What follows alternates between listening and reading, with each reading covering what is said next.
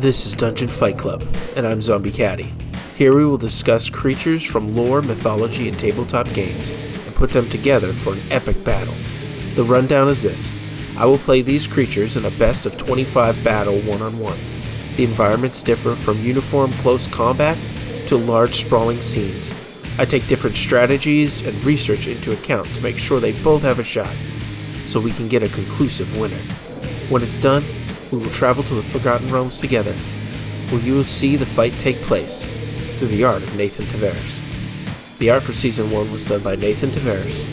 Music by Jason Masoud, who can be found on Fiverr. Polk did some voiceover and the title music. Now let's get to it. Mind Flayer versus Githyanki Knight.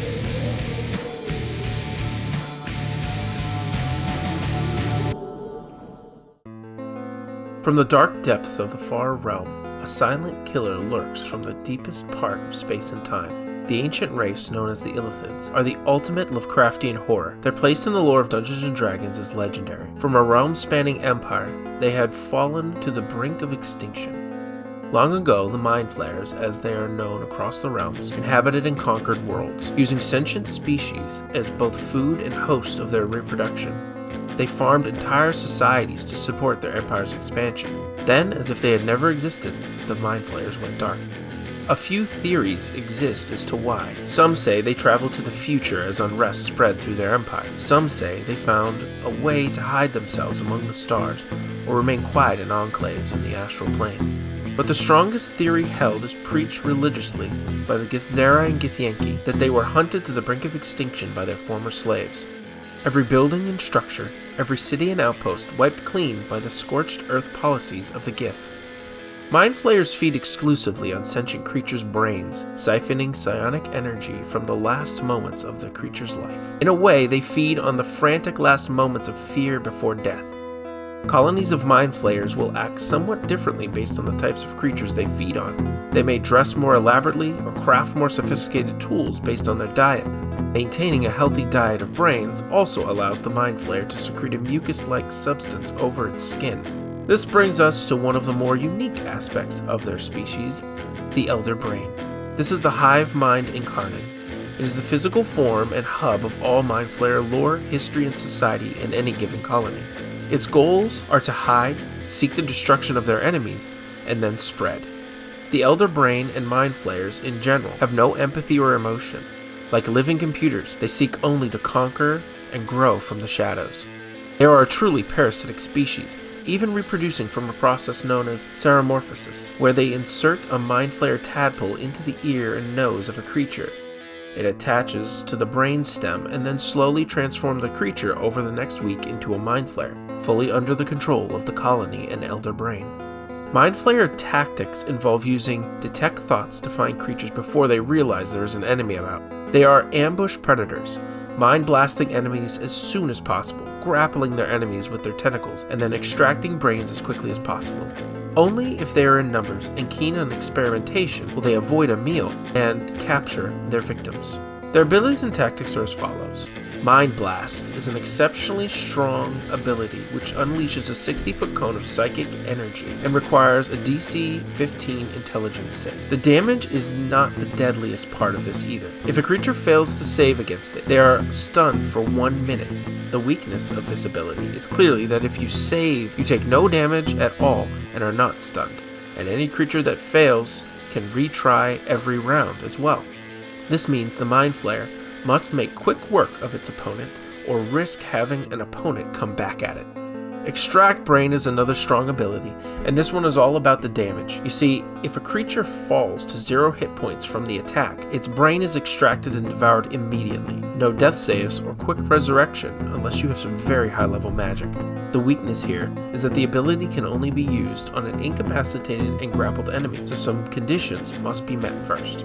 Tentacle attacks are their main attack when it comes to close combat. The strength here is that any creature hit by the tentacle attacks is automatically grappled, so we have one of the two requirements to extract brains underway. Then if the creature fails a DC 15 intelligence save, it is stunned unless the grapple ends. This is a great setup piece for a later brain extraction. We spoke about detect thoughts, which they use to get a jump on people, but also dominate monsters a huge ability for when they are outnumbered. Turning an enemy against their friends is always a good strategy, but works even well on solo targets. Plane Shift is an exceptional escape spell as well, but sadly, no one can escape the call of the arena it will be fighting in today. One final note on the Mind Flayer is that it's magic resistant and is hard to control or pin down with spells that require a saving throw.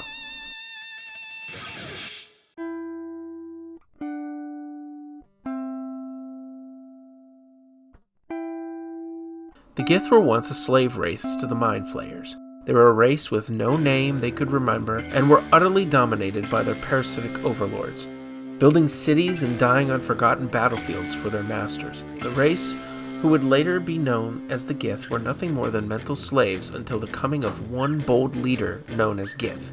Gith was a powerful leader, and she led her people to freedom with absolute rule and a vengeance in her heart. The complete annihilation and seeming extinction of the Mind Flayers is a testament to her ruthlessness as a leader. Soon after they won their freedom, the Gith began a war amongst themselves about how their new society would be run. Would they be peaceful hunters of the Mind Flayers, or terrors themselves upon the astral seas? It is soon after this initial disagreement that Gith herself went missing and a new ruler took over, the Lich Queen Vlaakith, who dwells now in the timeless city of Tunareth, a city built into the corpse of a titanic floating deity. Her people now call themselves the Githyanki. This transition of power came with some interesting bonuses for the Githyanki society. It is told by the queen and a herald of Tiamat named Ephilamon that Gith went to meet Tiamat, the queen of chromatic dragons, and bartered with them to be allies against the Mind Flayers. Gith never returned, but now the Githyanki could ride red dragons into battle. Many red dragons, in their younger years, are sent to the astral plane by Tiamat and work with the Githyanki for a time. This herald, named Ephilamon, also proclaimed Vlaakith the supreme ruler of the Gith people as well. Githyanki knights are some of the top fighters, mages, and scouts in Githyanki military society. They answer to the queen and are typically sent on the most important missions. They are in a way the high priests of the Lich Queen's own church. Every knight carries a silver greatsword, which imparts some special abilities to the Githyanki knight who wields it. They are also among some of the few Githyanki with the ability to plane shift. Githyanki knights run the gamut of many different styles of combat. However, when it comes to fighting Mind Flayers, they are very well versed at combating this old foe. They know the best way to fight a Mind Flayer is to get in close and use their greatsword to devastating effect. They naturally have a +5 to intelligence saves, which helps them greatly defend against mind blasts and psychic attacks. And their Misty Step ability allows them to get in and out of combat range quickly. Their abilities and some of their tactics are as follows. Silver Greatsword Attack. This is their main attack. With a +9 to hit and an average damage of 22 per hit, this attack can whittle an opponent down quickly. Misty Step is another crucial ability that comes into play every turn. The ability to get in and slash with the greatsword twice, and then get out and run away really can devastate an opponent with limited mobility. The Githyanki Knight also has the spell Telekinesis, which is used in many cases to grapple enemies from afar, and works in great effect with hazards that are provided in the environment. Some notes with these guys. Plane Shift is also a great escape ability, but the arena we find ourselves in today is not permitting such things. Also, the Greatsword in supplemental books from Dungeons & Dragons and Wizards of the Coast have more magical characteristics than the original monster stats, like immunity to being charmed, advantage to intelligence and wisdom and charisma checks, and resistance to psychic damage. It is however not provided in the Githyanki Knight original stat block, so it will not be used in this fight as anything other than the silvered +3 Greatsword.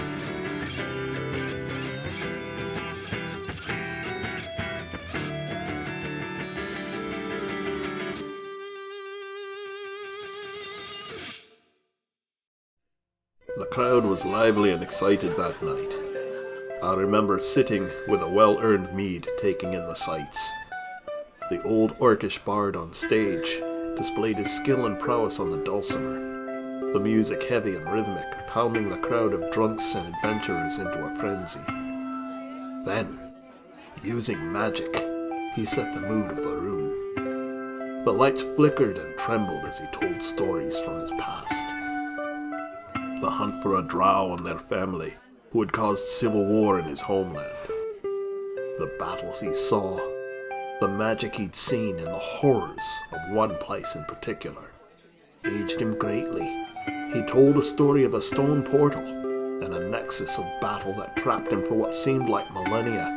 The battles played out before him, an observer of the portal's own endless tournament. It was as if the entire portal and all it led to was just an artifact of some kind, set apart by some ancient intelligence, calculating for an unknown purpose the winners and losers who fought to the death. To what end? The stories I heard horrified me that night, but maybe that owes more to the talent of the bard than the truth of the story.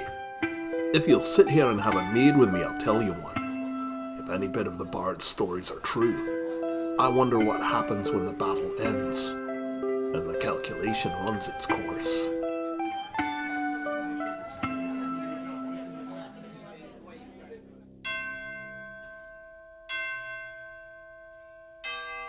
The hot jungle permeated with the smell of sulfur and ash. A river of lava slowly flowed by the arena, a stone circle ages old and beyond remembering. A mind flayer, cold and calculated, like a biological computer from the far realm, surveyed the region. Its ship had been taken out of the sky by a gith riding a red dragon. The Illithid's own nautiloid ship was able to kill the dragon before smashing into the ground. The mind flayer reached out to sense any source of intelligence nearby. It seemed quiet, until a whisper of thought danced across its mind. It was a familiar enemy, ancient and timeless. It was the Gith. Built since before remembering as an ambush predator, the mind flayer snuck onto a nearby branch overlooking its prey. The Githyanki knight stood up and surveyed its surroundings, seeing its dead dragon companion slowly sinking into the river of lava. Without warning, black lightning streaks of psychic energy washed over the Githyanki knight. Frozen in place, it nearly dropped its great silver sword. The Illithid cast levitate and slowly floated down to its prey, arrogantly standing before it, about to feast. Centuries of enslavement to psychic masters had trained the mind of the Gith well. As the mind flayer began to wrap its tentacles around the face of the Gith, it awoke suddenly and shook free. The mind flayer snapped at the Gith, biting deep and trying to lull it into psychic stupor once again. The Gith resisted and in a flurry of slashes cut the mind flayer across the chest and face. Then, in a blink, the Gith seemed to evaporate into a mist, teleporting into a tree and then running through the branches to the old ruins, swallowed by the jungle. The Gith ran frantically behind what looked like an old portal, out of breath and bitten deep. They tried to hide in the overgrown ruins, but there was no hiding from this predator. The Illithid, done with games, sent a wave of dominating energy at its quarry. The endless calculations of the far realm were stretching the Gith's mind to the breaking point. The Gith focused on its training, hardening its mind to the outside intrusion, and shot its own blast of telekinetic power the mind flayer's way. Standing out and running ahead, seemingly to die, it used all its psychic energy, gripping the mind flayer from afar, and with a wave of its hand throwing it into the flowing lava that surrounded the battlefield. In horror and screams, the Illithid burned alive, floating away in a husk of ash and flesh. The Gith collapsed to the ground, spent and almost dead, but breathing a sigh of relief in this ancient arena, victorious.